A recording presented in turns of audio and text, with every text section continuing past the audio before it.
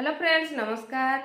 आज मु आपन को कहिबी आपण कौन कले सब बेले सुस्थ रहिबे, सब बेले खुशी रहिबे, सब बेले एनर्जेटिक रहिबे, सब बेले पॉजिटिव रहिबे। सुनतु फ्रेंड्स, जेमिति आमे खाइले जाई बळ पाउचंती चाली पाउचंती सेमिति आम माइंड पाई गोटे खाना अछि। माइंड रो खाना होची विचार माने भावना।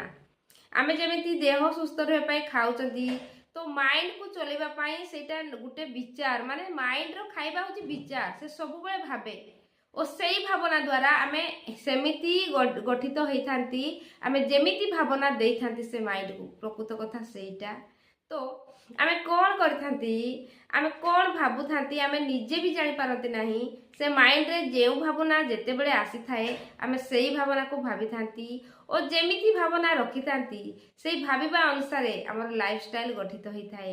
ए कथा संपूर्ण सत। किंतु फ्रेंड्स आ गोटे कथा होची आमे जेतिकी रागुचंती अशांति होचंती ओ कहा प्रति मनरे ईर्षा भाव रखुचंती से सबू से माइंड रो विचार अनुसारे ठीक नुहे। आपण जेतिकी पॉजिटिव भाबिबे, भलो भाबिबे, शांति रहिबे सेटा माइंड पाई ठीक। किंतु आमे भूल एटा करि दियंती माइंड को जेते बेले जहा विचार आसुची सेई विचार को भाबी इरिटेट हुअंती ओ सबले डिस्टर्ब रुहंती। तो माइंड कोन करथाए ए लोक को एमिति भावना दरकार, ए लोकर जीवन एमिति हेबा दरकार, तो सेमिति सिचुएशन आम आड़ को आनी थाए। तो सेथि पाई फ्रेंड्स आपण कोन भाबुचंती प्रथमे विचार करंतु ए माइंड रे मु कोन भाबुची ओ प्रत्येकटी भावना केमिति जेते बेले आपण निजको सजाग होई कि देखिबे जे मो माइंड रे को विचार आसुची मु केमिति भाबुची तो सेते बेले जानि परिबे आपनकर विचार केमिति। ओ आपण सेई टाइम रे जदी नेगेटिव भावुचंती सेई विचार को जदी बदलै नेबे ताहले लाइफ रे बहुत आगो को जाई परिबे। काहे कि ना आम माइंड को सबु बेले पॉजिटिव विचार दरकार ही थाए। आम माइंड रे जतिकी आमे पॉजिटिव विचार रखिबा, भलो विचार रखिबा आमे बहुत आगो को जाई परिबा। तो आमे कोन करथांती आमे नेगेटिव भाबी थांती, आमे राग रखि थांती, अभिमान रखि थांती, ईर्ष्या रखि थांती। तो सेई विचार गुडी को आम माइंड पाई जमा ठीक नुहे फ्रेंड्स। आमे जतिकी रागिबा, अशांति हेबा, इरिटेट हेबा, डिस्टर्ब हेबा तो सेई जिनस गुडाको आम देहरे ब्लॉकेज सृष्टि करथाए। हाँ फ्रेंड्स, आम देहरे प्रत्येकटी जगारे एमिति रोग बेमार काहीकि होची सेई राग सेई अशांति द्वारा। आपण जानि पारु नाहंती मो देहरे आज मते एमिति काहे लागुची, काली एमिति काहे फील होची, केते बेले सोई पडुचंती, केते बेले बसिकी भाबुचंती। तो सेई सब जिनस सेई नेगेटिव विचार द्वारा हेई थाए। जेते बेले आपण नेगेटिव विचार मुक्ति हेबे माने माइंड रु दूरे रहिबे, से विचार रु दूरे रहिबे, सेते बेले लाइफ रे बहुत किछि इंप्रूव आसीबो।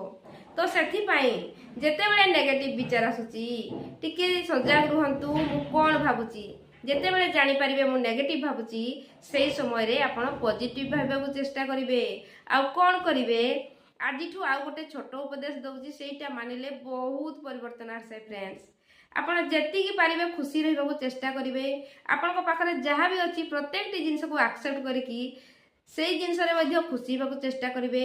ओ जो सब बेले कहउचंती समस्तक सामना रे मते भलो लागुनी, एइटा हैची सेइटा हैची, सेई कथा को टिके कहिबा बंद करंतु। कारण आपण जेतिकी खराब कहिबे आकु ताकु निजो ना रे से जिंस बढ़िबारे लागि थाए। से जिंसटी जहा भी हेई थाउ तापरे आपनको माइंड रे आज जाए जेतिकी जण लोक को आपण राखी रखिचंती समस्त को क्षमा कर नियंतु फ्रेंड्स। कारण आपण सिना भाबुचंती मु ताकू रागिली, एमिति कहली, सेमिति कहली, भलो हैला, किंतु से लोक को तो आपण 2-4 मिनिट कहि देले से लोक आपनको सामना रु चली जाई थाए। किंतु परे सेई कथाटी आपनको माइंड रे एमिति बसी जाई थाए सेई कथा आपनको आगो को जीवा को दिए नाही। आपण जते बेले भाबती मु आजिटु भलो भाबिबी, भलो करिबी तो करि पारंती नाही फ्रेंड्स। सेई भावना सेई विचार आपनको माइंड रे रही कि आपनको पाई बहुत खराब करि थाए। ओ प्रत्येकटी रोग जंत्रणा कष्ट जो आपण पाउचंती सेई नेगेटिव विचार पाई, सेई राग पाई। तो सेथि पाई आज ठारू गोटे छोट कथा मानिबे। आज जाए छोट बेलू आज जाए आपण जेतिकी लोक को रागिचंती गोटे लंबा लिस्ट बनै नियंतु ना। का को रागिचंती समस्त को ना गोटे लिस्ट रे बनै नियंतु। ଆପଣ ଶୋଇବା ପୂର୍ବରୁ ଦିନକୁ ଜଣକୁ ଫରଗିଭ୍ କରିବାକୁ ପଡ଼ିବ। ମାନେ ମୁଁ ଧରାଯାଉ ମୁଁ ଆଜି 30 ଜଣକୁ ରାଗିଛି, ମୁଁ ଜାଣିଲି 30 ଜଣରୁ ପ୍ରଥମରୁ ଷ୍ଟାର୍ଟ କରିବେ। ଆଜି ପ୍ରଥମ ନାଁଟି କିଏ ତାକୁ ଆଜି କ୍ଷମା ମାଗିବେ ଯେ ମୋ ମନରେ ତମ ପ୍ରତି ଆଉ ଟିକେ ବି ରାଗ ନାହିଁ, ତମକୁ ଆଜିଠୁ ମୁଁ କ୍ଷମା କଲି, ତମେ ଯାହା ବି ମୋତେ କହିଛ ମୋ ଭଲ ପାଇଁ କହିଥିଲ, ତଥାପି ମୁଁ ରାଗିଥିଲି, ମୁଁ କ୍ଷମା କଲି। ଓ ତମକୁ ଯଦି ମୋ ମନରେ ମୁଁ କିଛି କଷ୍ଟ ଦେଇଛି ତ ସେଥିପାଇଁ ମଧ୍ୟ କ୍ଷମା ମାଗୁଛି। ତାକୁ ଏମିତି କ୍ଷମା ମାଗିବେ ଓ ତାକୁ ସେଇ ଦିନଟା ଗଲା, ତାର ପୁଣି ନେକ୍ସଟ ଡେ ଆଉ କିଏ ରାଗିଛନ୍ତି ଆଉ କାହାକୁ ତା ନା ଆଣିକି ତାକୁ କ୍ଷମା ମାଗିବେ। ଏମିତି କରି କରି ଫ୍ରେଣ୍ଡସ୍ ଯେତିକି ଜଣ ଅଛନ୍ତି ସମସ୍ତଙ୍କୁ କ୍ଷମା ମାଗି ନିଅନ୍ତୁ। ଆପଣ ଯେତିକି କ୍ଷମା ମାଗିବେ, ଯେତିକି ଜଣକୁ ରାଗ ରଖିଛନ୍ତି, ତ ଆପଣଙ୍କ ଲାଇଫରେ ନିଶ୍ଚୟ ପରିବର୍ତ୍ତନ ଆସିବ। କାରଣ ସେ ମାଇଣ୍ଡରେ ସେମାନେ ସବୁବେଳେ ବସୁଛନ୍ତି। ଯେତିକି ଜଣକୁ ରାଗିଛନ୍ତି ଆପଣ ଦିନ ବେଳେ ଧ୍ୟାନ ଦଉଥିବେ, ସେମାନଙ୍କ ବିଷୟରେ ତ ବିଚାର ଆସୁଛି ନା, ସିଏ ଏମିତି କଲା ସେମିତି କଲା ମୋ ସହିତ।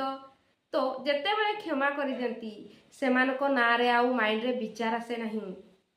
ସେହି ସମୟରେ କ'ଣ ହୁଏ ଫ୍ରେଣ୍ଡସ୍, ଆପଣ ନିଜ ପାଇଁ ଭଲ ଭାବି ପାରନ୍ତି, ନିଜକୁ ଖୁସି ରଖିପାରନ୍ତି ଓ ଆଗକୁ ବଢ଼ି ପାରନ୍ତି। ସେଥିପାଇଁ ମୁଁ କହୁଛି, କ୍ଷମା କଲେ କେହି ଛୋଟ ହେଇଯାଆନ୍ତି ନାହିଁ କି କ୍ଷମା ମାଗିଲେ କେହି ଛୋଟ ହେଇଯାଆନ୍ତି ନାହିଁ। ସେଥିରେ ଆପଣଙ୍କର ହିଁ ଫାଇଦା।